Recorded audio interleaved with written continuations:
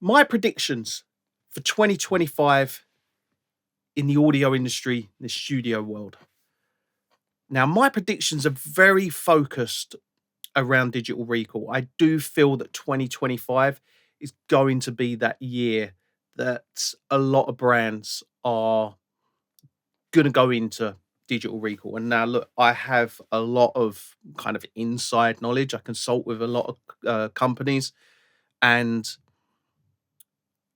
I'm talking with them about you know digital recall, the benefits of it, um, and they're all looking to implement it. And these are big brands. These aren't like small kind of, let's say, kind of a man in a shed, an independent kind of small brand. These are big major brands, and one of them, not one that I'm consulting with, but Alysia, they are a major brand in the audio world, and they're them going into it and doing this, and they've already announced their Channel X, and that will come out in 2025.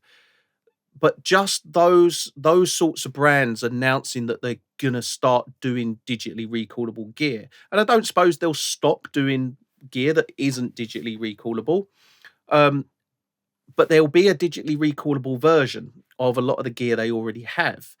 And Alysia are releasing the Channel X, which doesn't really interest me because it has preamps, and I'm not too interested in that sort of buying that sort of channel strip. Um, but what I am interested in is where I predict Alysia will go kind of after the Channel X. I would predict, and I've got no prior knowledge of this, and I don't know their kind of roadmap on how they're going to release products, but I would predict that Alysia, what they will do is they'll release the 500 series modules with digital recall. They will also do the X filter and the compressor and the transient designer. I feel like those modules, the 500 series modules and the 19-inch racks, I feel they'll test the water with those. They'll find out whether it works, and then they'll move on to the Muse EQ, the Empressor, and hopefully this is the big one, is the Alpha. I think the Alpha will be like the kind of last kind of big unit that's going to be very expensive. I'd expect that to be upwards of. I reckon it'd probably cost around 15 grand.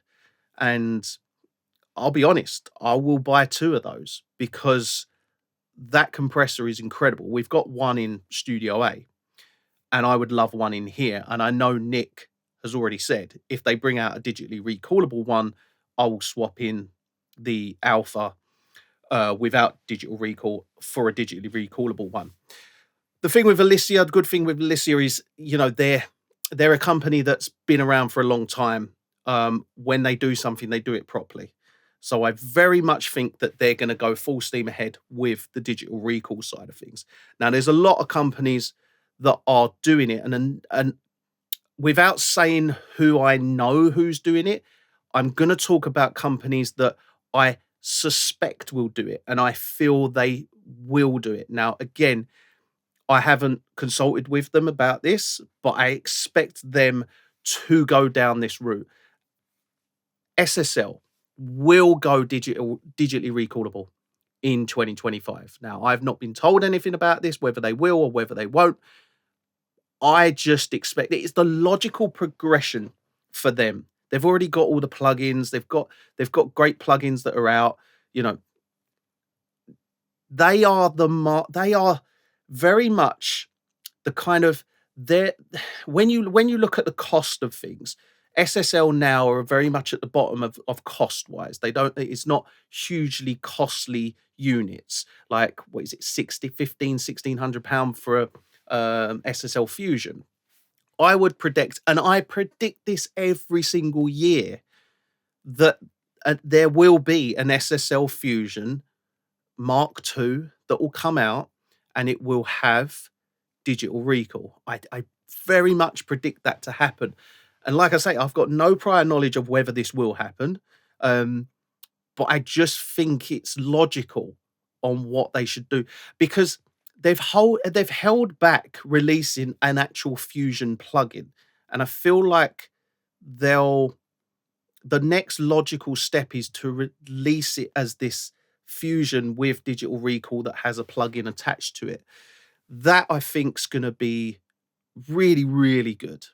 Now, another thing I think will happen is I can see, and I don't know if this will happen in 2025, maybe 26, 27, but I've been calling for it and I want it, and it's a large format console with Digital Recall. Now, I've got the S4 behind me. You can see behind me here. That's a digital console. It's no analog. I would very much predict that maybe not this year, maybe next year, maybe the year after, but at some point, someone is going to create a large format console that has Digital Recall in it. I don't know who. There's some obvious prime examples, prime candidates for who would do this, but I do predict that will happen. And I think it will be incredible. Whether it will work, that's another thing. And there's a reason why it maybe hasn't been done yet, because there's a lot of moving parts. There's a lot of things that will have to be digitally recallable. Now, there are consoles that have digital recall in them, but not in the way that I'm kind of imagining myself. I want every aspect of it digitally recallable. I want compressors, EQs, all digitally recallable. Every fader recallable. I want it to also do door control. This is a dream of mine, and that's what I really, really want. And this is what I've kind of been creating with the S4, is to create this control surface, and then you've got I've got like 140 channels of analog processing that can be put across the mix, and it almost gives me what is essentially, minus the summing, which I can still do summing in the DSP. It essentially gives me a digitally recallable console.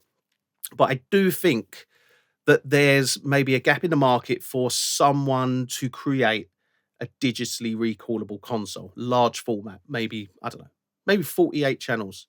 I mean, even if it was bankable or something like that, something could happen. But a 48 channel large console, fully digitally recallable, I'd love that. Another prediction would be, I think plugins will hit a brick wall this year. I don't think there'll be too much in the way of advancements in plugin development. I just can't see it happening.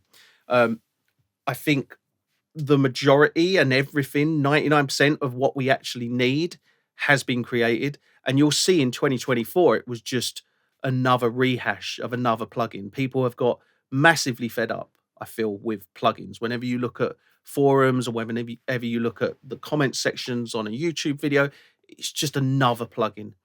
I think plugins have kind of hit a brick wall, and there needs to be something new in the way that plugins can be developed in order for them to go to the next step. So I don't think that will happen in 2025. I think it will hit a brick wall, and we'll just see 1176s, Portex, all these different plugins that will come out that will just be rehashes of everything else we've already got, and it'll be like, we don't need any of that. I mean, how many Portex style EQs do you actually need? You probably only need one. So I don't think plugins are going to develop much further. I could be wrong. There might be something that comes that's kind of revolutionary and new and exciting.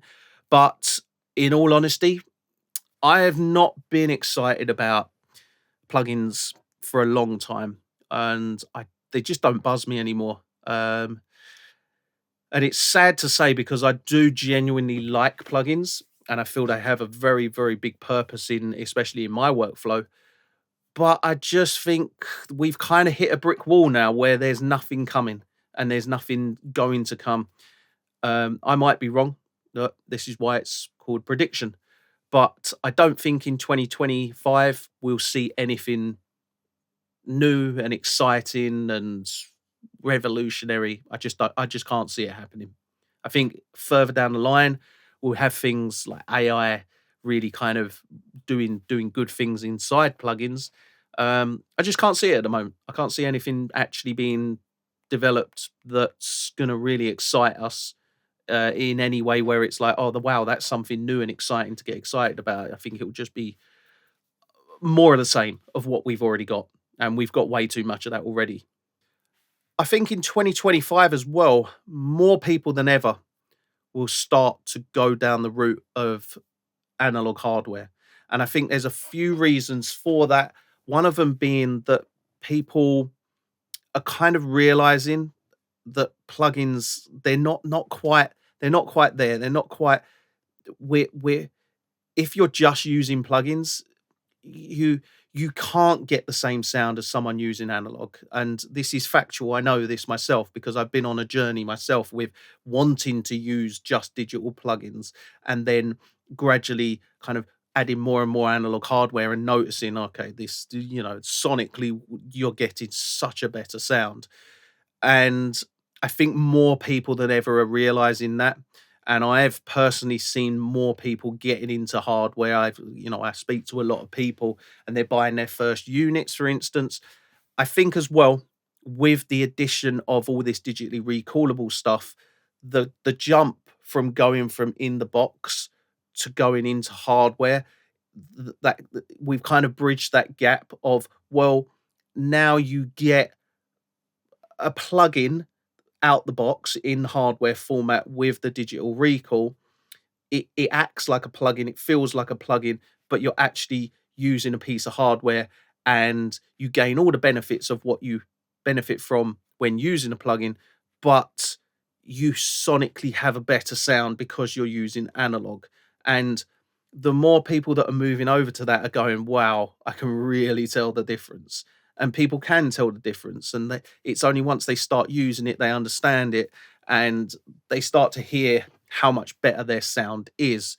Now, I think as well is prices will generally kind of be a little bit more affordable. Like there will be affordable kind of entry level stuff. Like I say, is if SSL start doing digitally recallable stuff, they're not gonna start being £3,000-4,000 for their digitally recallable units. They're gonna still sit down at like £1,600 to £2,000, 2,500 per unit, and try and be as affordable as possible. And I think a lot of people are gonna see that, and they're gonna kind of, people are buying their first like unit, and I always recommend to people, buy the Fusion. The Fusion's brilliant. Fusion will give you a little bit of everything. So if there's a digitally recallable Fusion, by all means, that is going to be brilliant for you, because you're going to have every benefit of what it's like to work with plugins, the automation, the recall instantly, but you're going to have the sound of analog.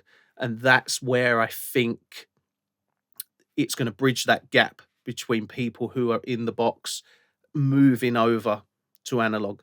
And I think as well is, once you get people to experience analog, it's very hard to go back, because it's like, wow, I've achieved this incredible sound. I'm getting such a better sound. I want more of that. And it gets like me, where you end up surrounded by analog equipment in free studios. It just gets out of hand after a while. But the big benefit being that the sound is actually getting better. So you're getting a better sound. But I think that digitally recordable stuff and people moving over to hardware, I think that's going to come a lot in 2025. I think a lot of people are going to do that. And I can already see that because I talk to people and I can see that they're looking to go down that route.